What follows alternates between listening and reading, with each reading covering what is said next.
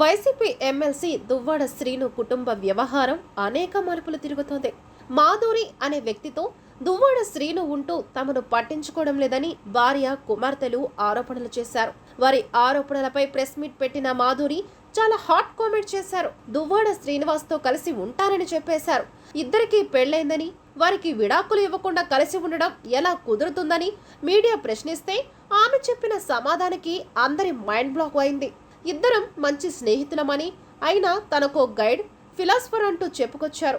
సహజీవనం చేస్తారా అంటే పెళ్లి కాని వాళ్ళు చేస్తే సహజీవనం అని, అదే పెళ్లైన వాళ్ళు చేస్తే అడల్టరీ అంటూ చెప్పుకొచ్చారు. దివ్యల మాధురి చెబుతున్న అడల్టరీ అంటే ఏమిటి? మాధురి చెప్పినప్పటి నుంచి అడల్టరీ అంటే ఏంటో అని నెటిజన్లు గూగుల్ చేస్తున్నారు. అయితే దీనికి వేరు డిక్లరేషన్లు వేరు అర్థాలు చెబుతున్నప్పటికీ వివాహేతర సంబంధానికి రిలేటెడ్గానే ఉన్నాయి. పెళ్లైన మహిళ, పురుషుడు కలిసి ఉండటాన్ని అడల్టరీగా చెబుతున్నాయి.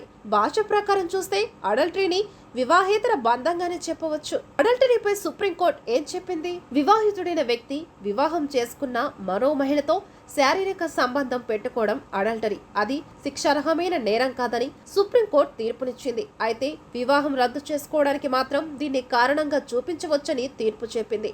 ఇండియన్ పీనల్ కోడ్లోని అడల్టరీకి సంబంధించిన సెక్షన్ 497 రాజ్యాంగ విరుద్ధమని 2018 సెప్టెంబర్లో సుప్రీంకోర్టు ఇచ్చిన తీర్పులో స్పష్టం చేసింది. ధర్మాసనంలో అప్పటి chief justice Deepak Mishra, justice RF Narayan, MM Khanwilkar, DY Chandrachud, Indu మల్హోత్రాలు ఉన్నారు. సుప్రీంకోర్టు 2018లో ఈ తీర్పు చెప్పాక ముందు వరకు తన భార్యతో కాకుండా మరో వివాహితతో వివాహేతర సంబంధం పెట్టుకోవడం నేరం. అంటే అడల్టరీ అంతకు ముందు నేరం. తన భర్తకు మరో మహిళతో సంబంధం ఉందని భార్య కేసు పెడితే అతన్ని 5 ఏళ్ల పాటు జైలుకు పంపొచ్చు. స్త్రీ పురుషులిద్దరూ ఇలాంటి చర్యకు పాల్పడితే సెక్షన్ 497 ప్రకారం కేవలం పురుషుణ్ణి మాత్రమే శిక్షించే వీలుంది. వివాహేతర సంబంధంలో ఇద్దరికి సమాన పాత్ర ఉన్నప్పుడు సెక్షన్ 497 చట్టబద్ధం కాదని సుప్రీంకోర్టు తెలిపింది.